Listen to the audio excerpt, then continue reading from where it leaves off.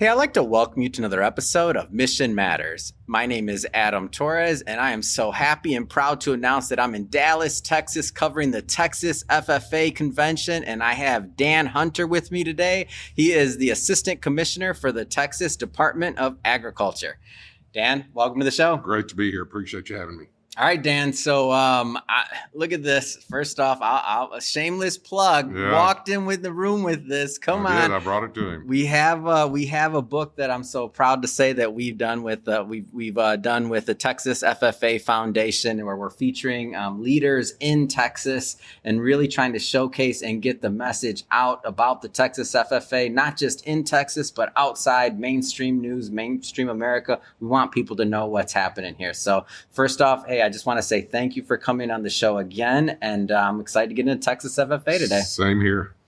All right, so just to get us kicked off, where did it begin for you? Like, how did you learn about Texas FFA originally? So I probably learned when I was in elementary school. Began with the fact that I had an older brother and an older sister that were both involved in FFA, and of course went through the program and showing animals and things like that with them. And then as I got into high school, of course, was a part of the FFA chapter there in my hometown of Roscoe, Texas, which is out in the middle of kind of nowhere, West Texas. But had the opportunity there to get involved in leadership, and was a district officer, was an area officer, and then eventually was a state FFA officer as well. So from my standpoint, the FFA gave me lots of tools in my toolbox to be able to take on the things that come to you at life, and very exciting, from the standpoint that when you think back on those days and what you learned, and those people are still the most impactful folks that you've ever met in your life.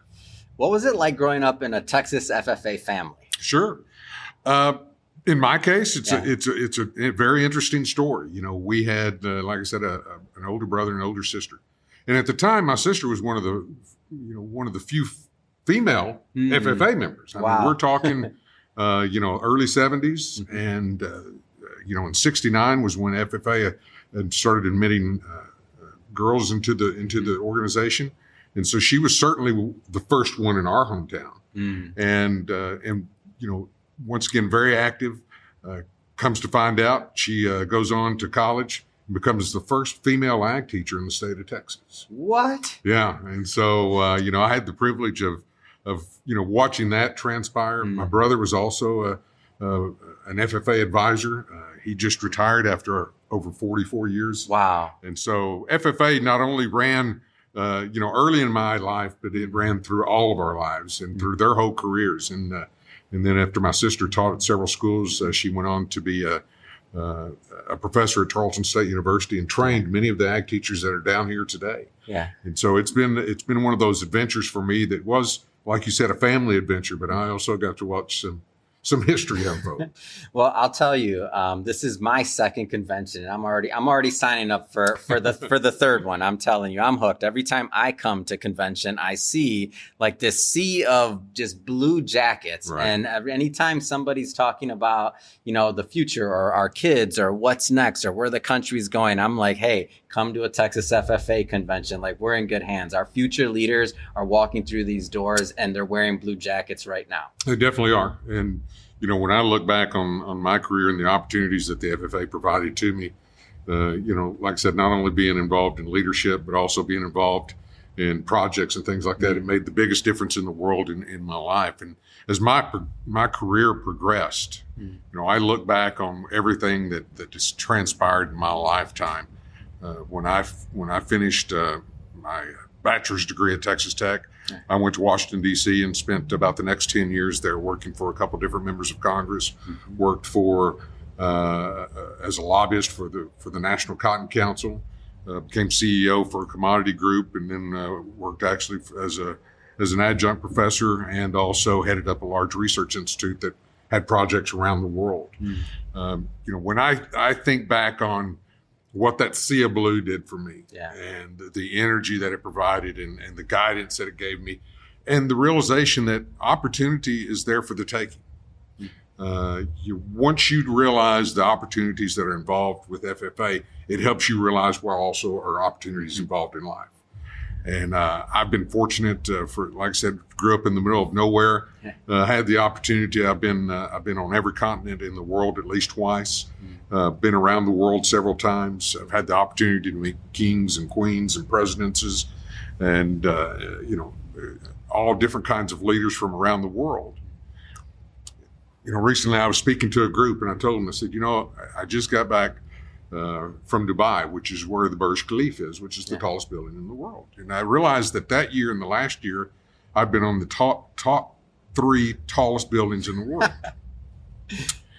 And I got to thinking about that. How did a kid from Roscoe, Texas get here? And it all points back to one thing, and that's what's going on in this building today, and that's the FFA. Had it not been for the FFA, I would not have been able to take advantage of the things that came to me throughout my lifetime and the opportunities that were presented to me.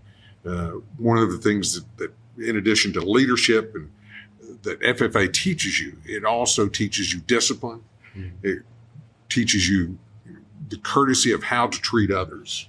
And that to me is one of the most important things that we can do as citizens, as FFA members, in the workplace, is know how we treat others and the respect that we give others and what they do. Talk to me a little bit about your role at the Texas Department of Agriculture and what you do there. So essentially, I serve as assistant commissioner. I oversee multitudes of different programs. I have with my legislative background, of course, work on both state and federal legislative issues. Oversee the marketing division, which includes not only our Go Texan program, which is one of the biggest branded marketing programs, not only in the United States, but also in the world. Wow. And then I get to oversee our international marketing. So we'll be this year, I think, in 23 or 24 different countries, marketing Texas products around the world, which, to be quite honest, people love Texas. You go anywhere in the world, and people say, "Oh, you're doing, you've got a tough sales job," and I go, "No, I've got the easiest sales job in the world, because I can go anywhere in the world, and I don't care whether I'm in the Pacific or if I'm in Europe or if I'm in Africa." You can tell people at any time, that you're from Texas, and they know where it is, and they want to buy it. They want a piece of that. They want a piece of whatever they visualize, whether it's the Western, heritage, or whether it's the cowboy image, or whether it's just the quality of the product. So I get the opportunity to spend time taking Texas worldwide, as we say. So you have a unique vantage point, obviously, because you grew up in I would say a pivotal Texas FFA family. I mean, with your sister's background, with your background, I mean, you have lineage there. Yes. First off. Second off, you've traveled the world. I mean, you've been on every continent. So what does Texas FFA mean to the state of Texas? Sure. No doubt. As you mentioned earlier, this is where leaders begin for the future. When you see people who are heads of companies, when you see people who have been successful, whether it's in a media career or whether it's in a business, there's a good chance that at some point in their life they ran into the FFA, or the FFA ran into them. And I can't get in an Uber. I'll tell you, I can't go in an Uber. I can't have a sip of water. I can't go to a grocery store. People are like, "Oh, what are you doing?" I mean, maybe I don't look like, because I have on a tie and it's 100 degrees outside. They obviously know that I'm not walking down the street, right. And they're like, "What are you doing?" "I'm going to convention." And they're like, "Convention? Which one?" "Oh, FFA, like Texas." And then every single person, they have a story. They have an uncle. They have somebody that's been part of it. Like you can't walk around the corner without somebody talking about it. That's exactly right. And I think that's one of the things that Texas FFA has specifically done. They've been very successful in not only creating that image and things that people realize, but also creating the opportunities out there. Yeah. When you talk about the number of scholarships that are given, when you look at the businesses that have FFA members or past FFA members involved, it's tremendous. And why is that? Because they do such a great job of training young people and inspiring young people. And when you walk out of a convention like this and you see the incredible things that these folks do on a grand scale and bigger than anywhere else in the United States, The success here is tremendous, and we see that time and time again, not only in our leadership, here, but around the world. So I want you to talk for a moment to the executives out there. A lot of business owners, a lot of entrepreneurs, a lot of executives out there that watch this show. And I cover a lot of conferences. So everything from Milken Conference till we cover global conferences. And I'm always interested in some of the magic of why outside corporations, companies, other things should support a particular conference or an organization. So speaking specifically to the business leaders out there and the decision makers, like why should they get involved with Texas FFA and support if they're not already doing it?